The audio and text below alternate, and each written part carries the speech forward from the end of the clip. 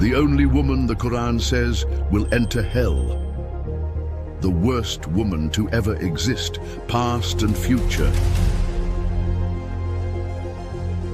She was very rich and very strong, but these would not be enough. The incredible life story of this cursed woman, feared even by Shaitan.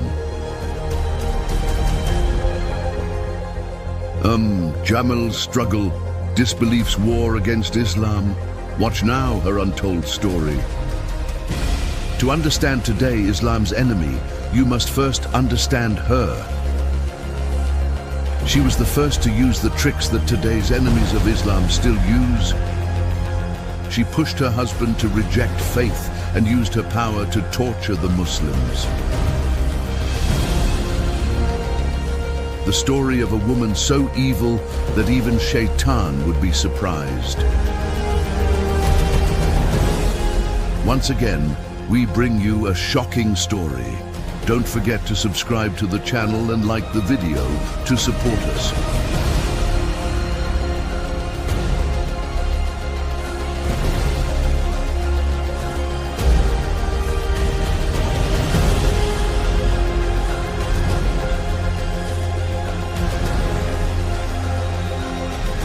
If you're ready, let's begin. Jamil belonged to Quraysh, one of the most powerful tribes of Makkah. Her father, Harb bin Umayyah, was one of the respected leaders of Makkah. This meant that Jamil was born into a strong and well-known family. She was a woman from a high-status family, but this did not give her good character. Since childhood, she had been ambitious, proud, and full of anger. At a young age, she married Abu Lahab, the son of Abdul Muttalib. Abu Lahab was one of the richest and most powerful men in Makkah. His wealth made Jamil, who loved pride and luxury, very happy. Abu Lahab earned a great amount of money as a well-known trader of Quraysh, and Jamil used this wealth to become one of the most talked-about women in Makkah. However, one of her most known qualities was her sharp tongue. She was not a woman who only depended on her husband's wealth. She influenced the women around her, spread rumors, and tried to ruin the name of anyone she hated. This made her even prouder. But the real truth was that she was a woman who feared losing her power and the respect of others. While most people in Makkah were busy with trade, some were more focused on protecting the honor of their tribes. Jamil was obsessed with keeping the status of her own tribe and her husband. For her, the most important thing was the leadership of Quraysh, especially the family of Umayyah. But one day, shocking news spread in Makkah. Hazrat Muhammad alayhi salam said that he was the messenger of Allah. For Jamil, this was like a disaster. She knew the family line of the Prophet very well. He was from the family of Hashim, which was also a strong part of Quraysh. But if Hazrat Muhammad was really a Nabba, wouldn't her power be in danger? For Jamal, the real issue was not truth, but control. If Islam spread in Makkah, the rule of Quraysh would change and her proud world would fall apart. That is why she became one of the first women to fight against Islam. Her husband, Abu Lahab, had already started to oppose the Prophet. But Jamil took this hatred even further. She did not only stand against Islam, she tried everything to destroy it, to bring down the honor of the Prophet, and to scare the believers. Her poisonous words could be heard in the narrow streets of Makkah, in the courtyards of houses, and around the Kaaba. She was not just an enemy. She became a source of fitna. But her real battle was only starting. For Jamil, Islam was not just a belief, it was a serious danger to her life. There was one man in Makkah who stood against the system that had existed for years. Hazrat Muhammad sallallahu alaihi wasallam. And she was ready to do anything to stop this new dun from spreading. At first, she did not take it seriously. When she heard about Hazrat Muhammad's claim to Nubuwah, she thought it would not last long. But as more and more people followed him, Jamil was filled with fear and anger. Together with her husband, Abu Lahab, she became one of the leaders who fought against this new deen. Jamil had a strong influence on the women of Makkah. A single word from her could spread across the city very quickly. She used this power to harm Islam by creating lies and spreading false stories. Muhammad is crazy, she would say.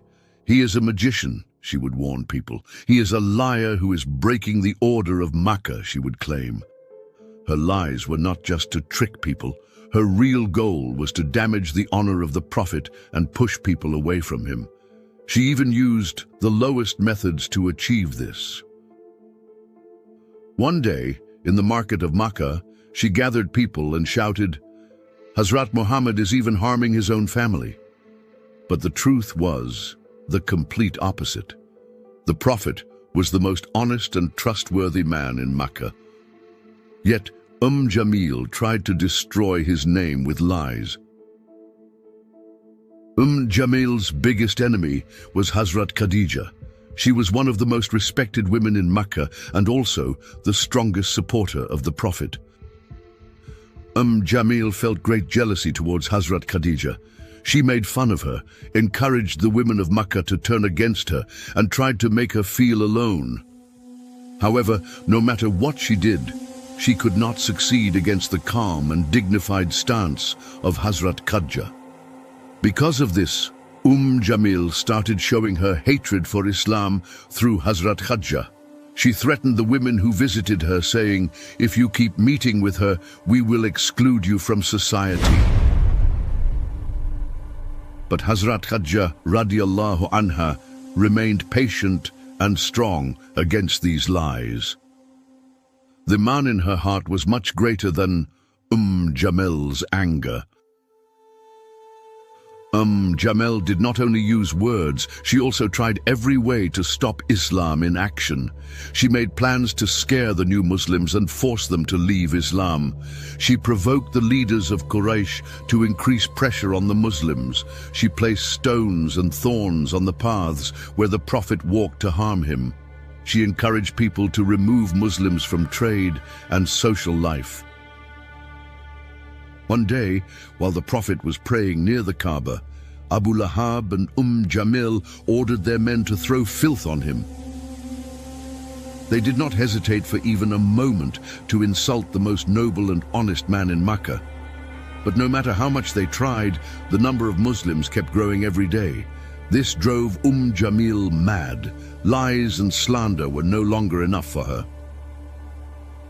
She began to plan to kill the Prophet. For many years, Jamil was one of the biggest enemies of Islam. But her name was not only mentioned in the streets of Makkah, it was also written in the Quran as one of the cursed ones forever. Abu Lahab and Jamil became more violent against the Muslims as Islam spread. But no matter what they did, the truth of Allah would win. Surat al-Masad was a clear curse from Allah upon Abu Lahab and his wife. When the surah was revealed, the fate of Jamil and Abu Lahab was sealed. One day, the Prophet stood on Safa hill and called out to the people of Quraysh, "O people of Quraysh, if I told you that there is an army behind this mountain ready to attack, would you believe me?" Everyone there answered, "Yes, because you have never lied." Then the Prophet said, "Then I warn you about a great punishment." A silence followed. This was the beginning of the open call to Islam. But Abu Lahab, full of anger, jumped up and shouted, "Did you gather us just to say this? May you perish." Then he quickly left. Because of these words, Allah revealed Surat al-Masad. May the hands of Abu Lahab be ruined, and ruined is he. His wealth will not benefit him or that which he gained. He will burn in a flaming fire. And his wife, the carrier of firewood, around her neck is a rope of fiber. This surah declared the terrible end of Abu Lahab and Jamil. The most striking part was the phrase, the carrier of firewood. This described how she carried stones and thorns to harm the Prophet, but it also showed her evil and destructive nature. When Surat al-Masad was revealed, Jamil became furious. To her, this surah was like a death sentence. People in Makkah were now talking about her fate. Even the leaders of Quraysh mocked her. One day she picked up a large stone and planned to kill the Prophet. She went to Masjid al-Haram, thinking she saw him sitting there. Hazrat Abu Bakr was with him, but Jamil could not see the Prophet even though he was right there. Instead, she turned to Hazrat Abu Bakr and shouted, "Where is your friend? I have come to harm him. He is the one who turned us against each other with his magic and lies." Hazrat Abu Bakr radiallahu an calmly looked at her. Allah had made the Prophet invisible to her eyes, even though he was sitting right in front of her. Jamil shouted in anger, threw the stone in her hand and quickly walked away. She knew that Surat al-Masad had announced her end, but no matter how much she became angry, Allah's judgment would not change. The revelation of Surat al-Masad was a great disaster for Abu Lahab and Jamil. They had tried everything to stop the rise of Islam, but Allah had already written their painful end. Their hatred for the Prophet was not limited to lies and oppression. Abu Lahab was one of the leaders who supported the social and economic boycott against the Muslims.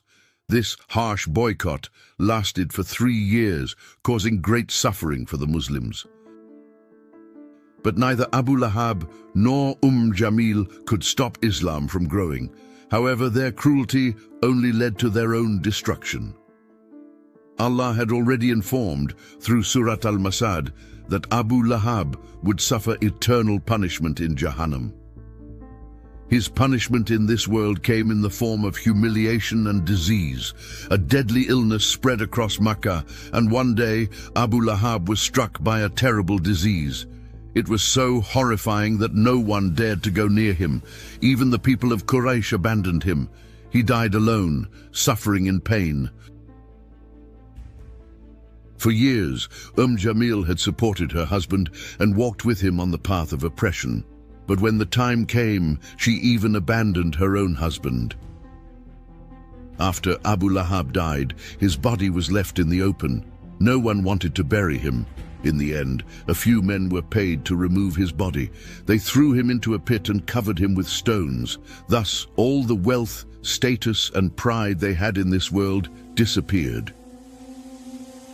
After Abu Lahab's death, Jamil was left alone. The strong, arrogant woman who once thought she had power over everything had suddenly become weak and helpless. People in Makkah whispered about her, saying that Surat al-Masad had come true and that Allah's curse had fallen upon her and her husband. But Jamil refused to accept her fate. She continued to walk around Makkah, speaking with hatred against the Muslims. However, as time passed, she too became weak and hopeless. According to historical reports, she also had a terrible death.